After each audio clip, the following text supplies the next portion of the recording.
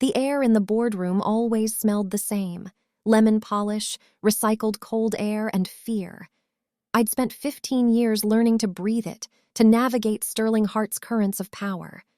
My title was Senior Liaison for Strategic Partnerships, boring on paper. In reality, I held the keys to the kingdom. I was reviewing final clauses on the Sterling deal, $3 billion on the line, when she stormed in. Cassidy, the new VP's daughter, freshly minted MBA, smug as a cat in the sun. First hour on the job, and she decided I was the enemy. "You're violating Code 4, Section B," she said, waving the ancient employee handbook. "That blazer, your bag, it's all wrong."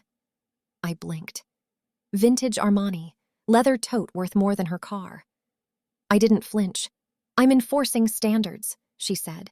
"Write a formal apology to HR." I looked at her, really looked. Trembling hands, desperate eyes, no clue who she was messing with.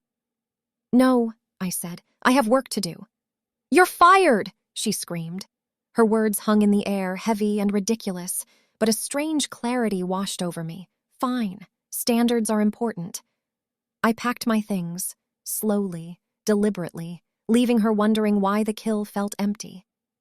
My office was a sanctuary of chaos. Handwritten notes, leather-bound binders, personal maps of every nuance of the Sterling merger.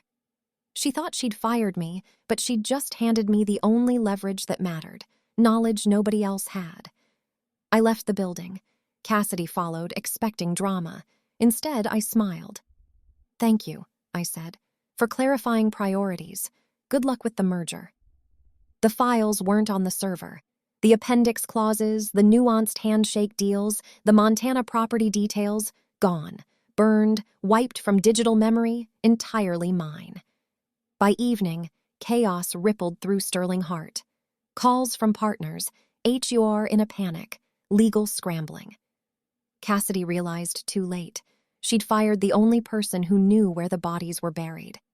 I poured a glass of wine, watched the city twinkle, and smiled. For the first time in a decade, I was free, not powerless, dangerous, unstoppable. The next morning, Marcus Sterling himself called. "Are you free for breakfast?" he asked. Unemployed, untouchable, and armed with the only knowledge that mattered, I said yes. We met at the Pierre. No pleasantries, no small talk, just strategy, just leverage. Cassidy? She'd overplayed her hand, and I was about to cash in.